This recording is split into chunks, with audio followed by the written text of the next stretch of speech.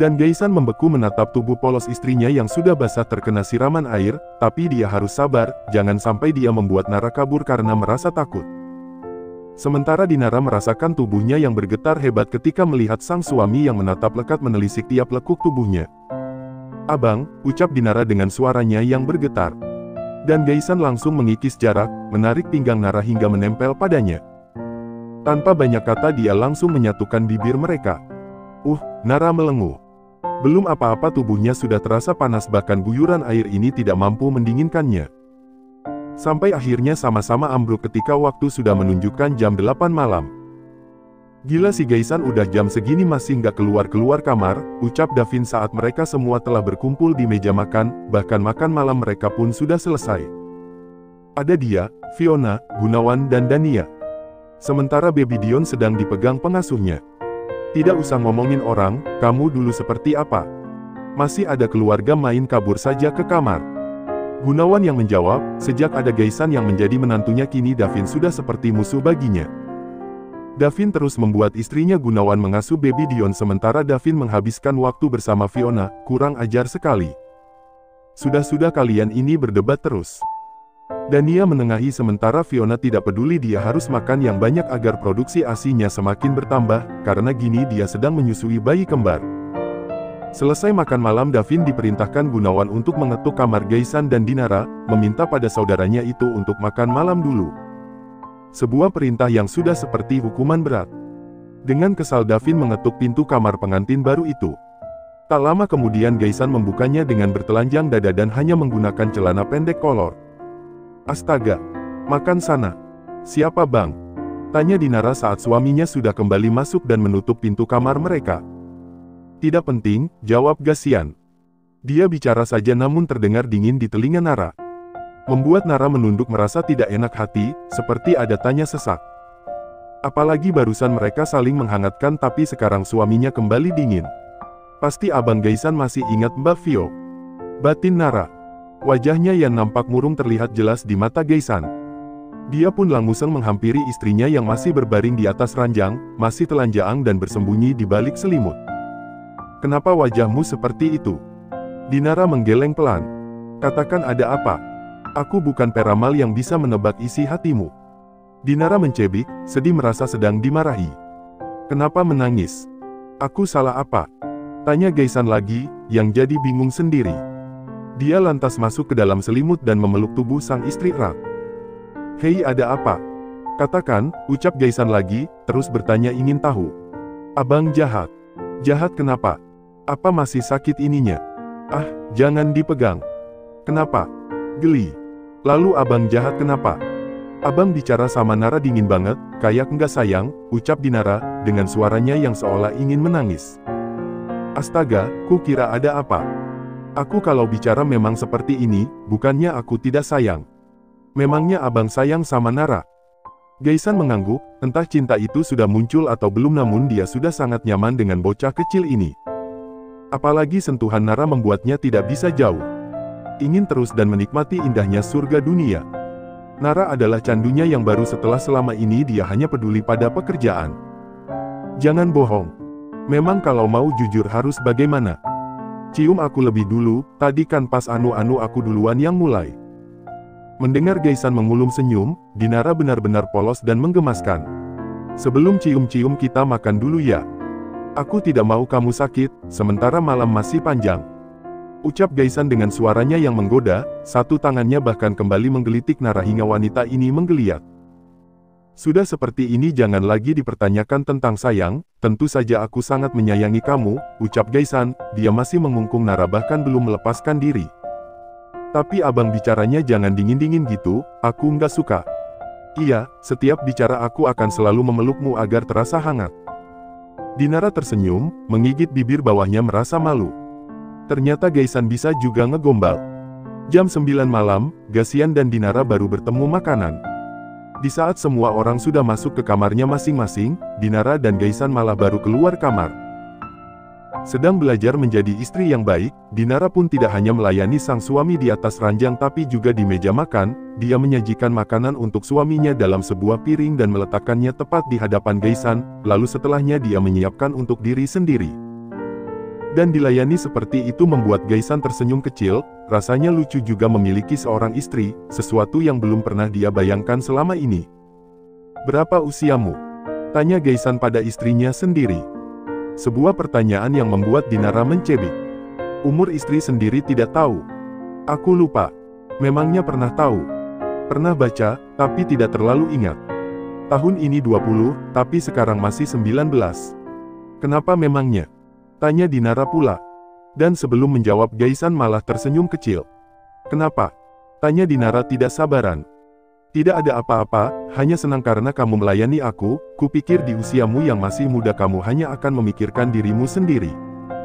Dan kini giliran Dinara yang tersenyum. "Karena aku punya banyak guru," jawab Dinara dengan percaya diri. Guru tentang ranjang adalah Fiona sementara guru tentang rumah tangganya adalah Dania.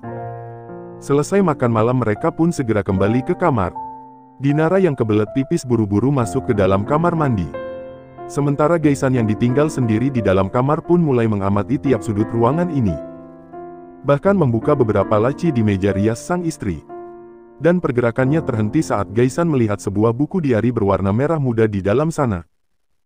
Tanpa banyak berpikir dia mengambil buku itu, membukanya hingga sebuah foto yang terselip di antara lembaran kertas itu pun jatuh, tepat di depan kaki Gaisan. Gaisan langsung mengambil foto itu dan kedua matanya langsung mendelik saat dia melihat itu adalah fotonya sendiri, tapi di dalam foto itu tidak hanya ada dia seorang, namun ada juga Fiona. Gaisan tidak ingat kapan pastinya foto itu diambil, namun Gaisan cukup yakin jika itu diambil di perusahaannya. Kenapa Nara menyimpan foto ini? Dari mana dia mendapatkannya? Gaisan terus bertanya, tapi wanita yang seharusnya menjawab masih berada di dalam kamar mandi. Karena penasaran Gaisan pun membuka buku diari itu dan membaca yang paling akhir. "Aku harus menikah dengan Abang Gaisan, agar dia tidak merusak rumah tangga Mbak Vio."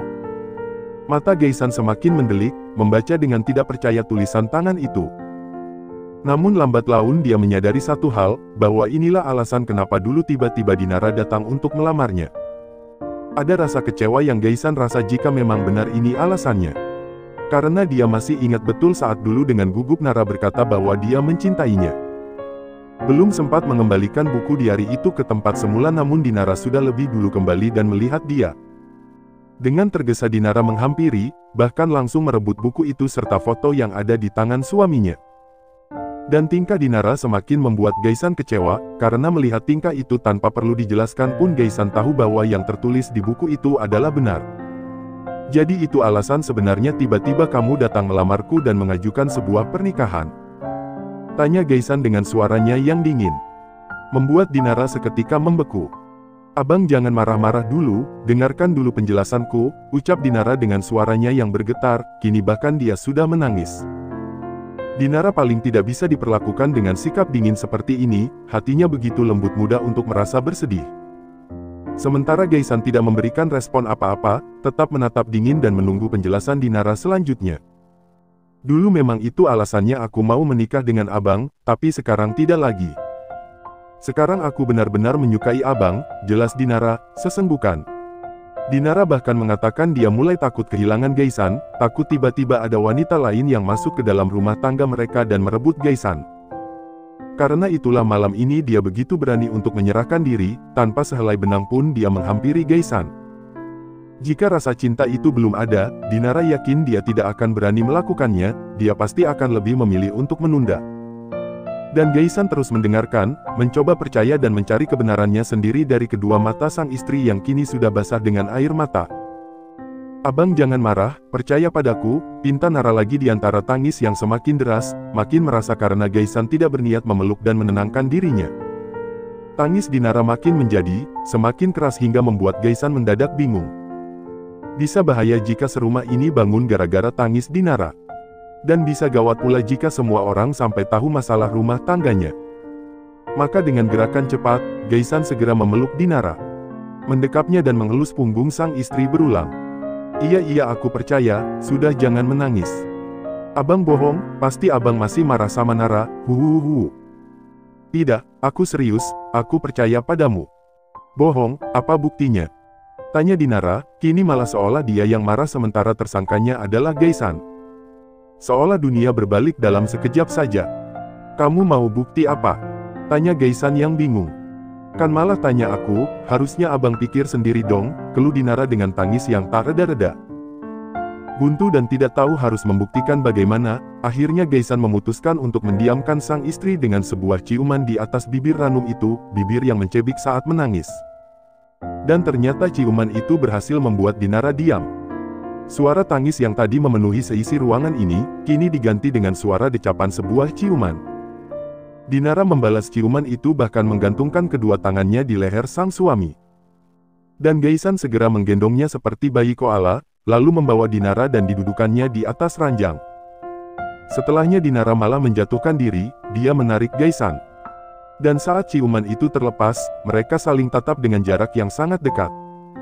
Abang jangan suka marah-marah, aku sedih kalau abang begitu. Aku tidak akan marah jika kamu tidak membuat ulah. Dinara mencebik. Maafkan aku, cicit Nara.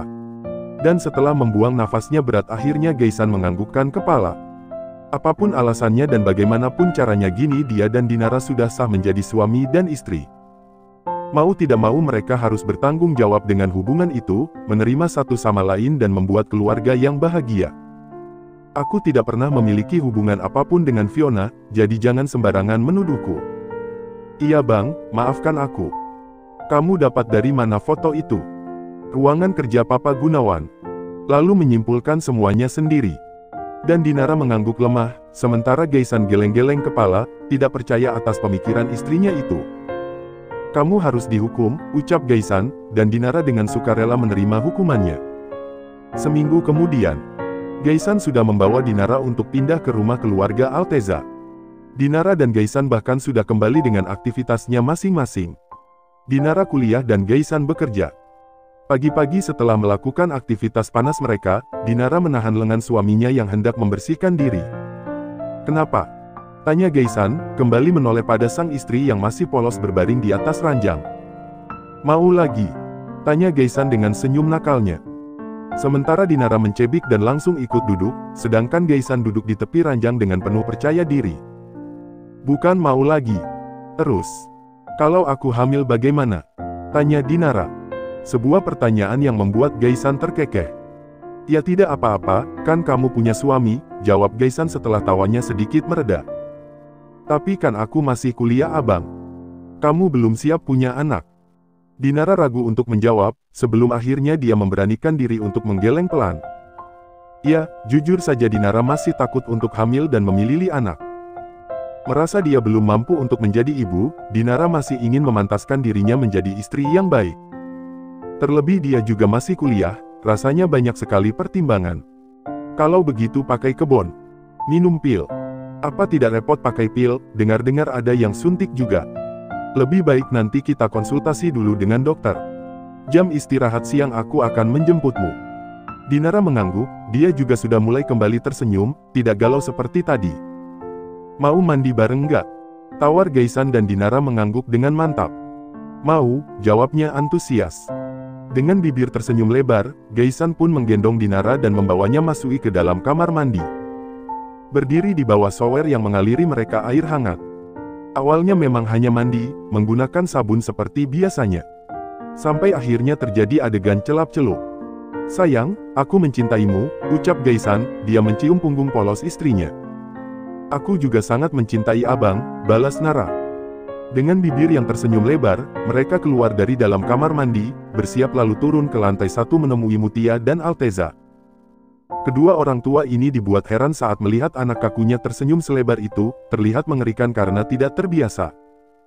Ternyata menikah dengan Dinara, membuat Gaisan berubah begitu banyak. Perubahan yang membuat Alteza dan Mutia bersyukur, karena kini anak pertamanya bisa menikmati hidup, bukan hanya kerja-kerja dan kerja. Selesai sarapan bersama Gaisan dan Dinara pamit untuk pergi, Dinara kuliah dan Gaisan kerja. Pagi itu Gaisan mengantar Dinara, mulai kini dia yang akan menjadi supir pribadi sang istri. Abang, benar tanda merah di leherku sudah tidak terlihat lagi? Tanya Dinara, dia mengangkat kepalanya memperlihatkan bagian leher pada sang suami. Dan Gaisan mendekat, menelisik dengan teliti tanda merah itu, sudah tertutup rapi dengan fondasi. Namun entah kenapa tiba-tiba sebuah ide usil muncul, dia semakin mendekat dan mencium leher sang istri. Dinara yang kaget pun hanya bisa berteriak. "Abang, peliknya manja. Kenapa abang jadi mesum sekali?" keluh Dinara pula setelah suaminya menjauh dengan bibir tersenyum lebar, sementara Dinara mencibir. "Entah, aku juga tidak tahu kenapa jadi mesum. Sepertinya kamu memberi pengaruh buruk padaku," jawab Gaisan sekenanya, membuat Dinara semakin mengerucutkan bibirnya. Dengan terkekeh Gaisan melajukan mobilnya keluar dari garasi rumah dan pergi menuju kampus sang istri. Sepanjang perjalanan Gaisan sesekali menggenggam tangan istrinya mudanya itu, seolah dia masih muda juga. Gaisan bahkan bingung kenapa dia jadi berubah aneh seperti ini. Si tua yang baru merasakan jatuh cinta, menggelikan sekali pikir Gaisan sendiri. Sampai di kampus Dinara tidak langsung turun, dia pamit dengan benar pada sang suami. Ingin cium tangan kanan lalu pergi. Namun Gasian tidak puas dengan itu. Abang, di rumah saja ciumannya, aku malu," ucap Dinara. "Kenapa malu, kan tidak ada yang lihat. Kita melakukan yang lebih dari ciuman juga aman di sini," bela Gaisan.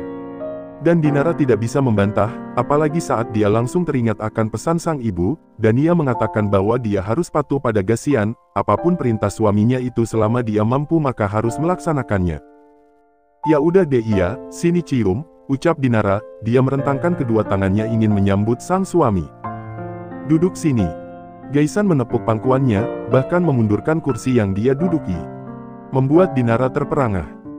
"Kok duduk di situ, Nara kan mau kuliah abang," rengek Nara ingin menolak, namun dia pasrah saat Gaisan pun menariknya hingga berakhir duduk di pangkuan.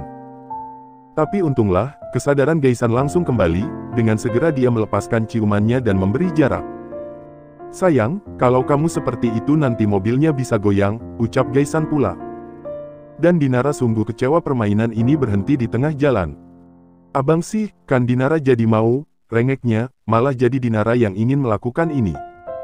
"Nanti saja di kantorku. Nara mau sekarang. Sebentar lagi kan kamu masuk." "Gak usah masuk," Dinara mauannya dimasukin. Astaga. Gaisan mengaga, namun jadi ingin menyentak kuat istrinya ini. "Abang ayo," rengek Nara, dia bahkan dengan buru-buru melepas jas suaminya, lalu satu persatu membuka kancing sang suami. Nara, jangan di sini," tolak Gaisan, dia menagan kedua tangan istrinya ini, mencegah Dinara. "Di mana dong, gara-gara abang Dinara jadi mau sekarang," rengeknya lagi. Membuat Gaisan tidak bisa lagi menolak. "Kalau begitu kita cari tempat aman." "Di mana?" "Turun dulu. Jangan bohong." "Tidak," jawab Gaisan tegas, setelahnya Dinara benar-benar turun. Mereka berdua membenahi bajunya masing-masing lalu Gaisan melarikan mobilnya keluar dari area parkiran itu. Menuju halaman belakang perpustakaan kampus. Di sini memang sepi, taman belakang yang hanya untuk parkiran. Tapi jarang juga dipakai oleh mahasiswa, karena mereka lebih suka parkir di depan.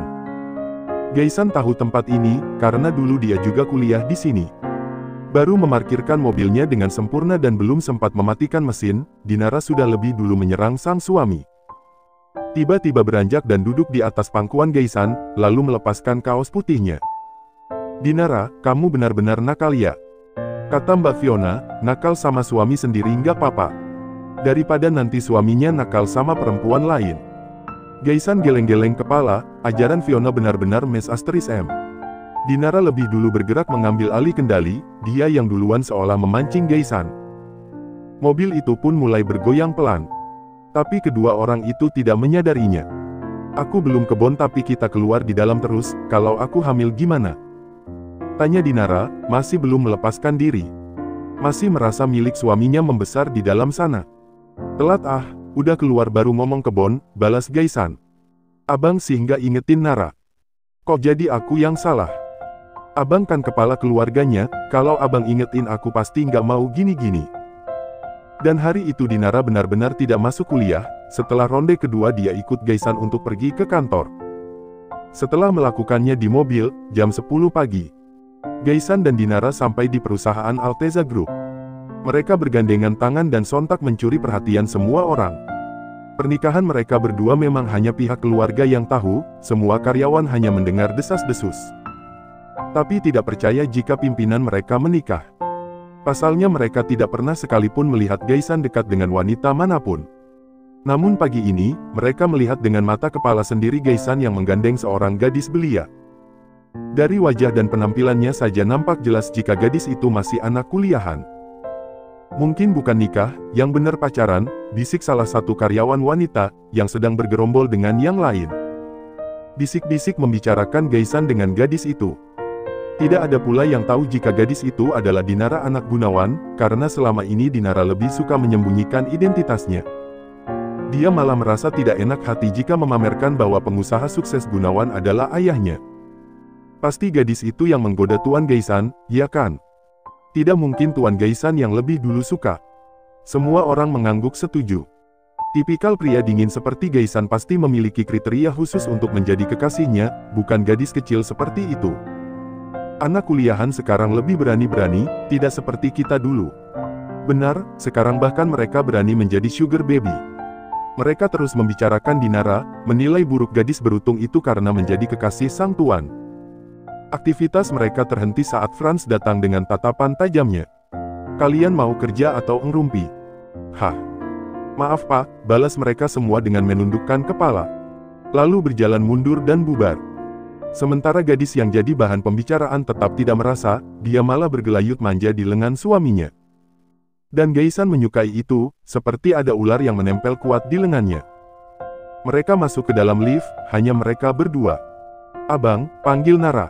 Apa?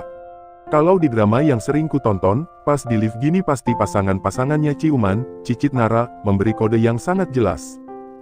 Gaisan bahkan terkekeh, menggelengkan kepala atas sikap istrinya itu. Jadi kita harus ciuman juga? Tanya Gaisan dan Nara mengangguk. Senyum Gaisan semakin lebar, lalu mendorong Dinara hingga terpojok di dinding. Dinara pun tersenyum, adegan seperti inilah yang dia suka, ada sedikit paksaan. Tanpa mengulur waktu, Gaisan segera menyatukan bibir mereka. Bahkan tak jarang Dinara pun melenguh di antara ciuman yang mereka lakukan. Ting! Pintu lift terbuka dan mereka langsung mengambil jarak dengan cepat. Meninggalkan bibir yang sama-sama basah dan jantung yang bergemuruh hebat.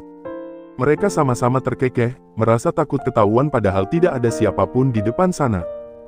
Ayo, ajak Gaisan. Dan Nara ikut keluar dengan kedua tangannya yang merapikan bajunya kembali. Dia senang sekali ciuman di dalam lift tadi, seolah hidup di drama yang selama ini sering dia tonton. Apa ada lagi yang ingin kamu lakukan? Kita sedang berada di kantor seperti ini. Tanya Gaisan, kini mereka sudah masuk ke ruangan CEO, ruangan Gaisan. Ada. Apa? Katakan. Tapi aku malu. Is sok malu, cepat katakan. Tuntut Gaisan pula, dia menarik pinggang Dinara, memeluknya dan bersandar di meja kerja. Bercinta di sini, cicit Dinara seraya menepuk meja itu. Kedua mata Gaisan membola, tidak percaya jika Dinara senyum ini. Tapi dia sangat menyukainya.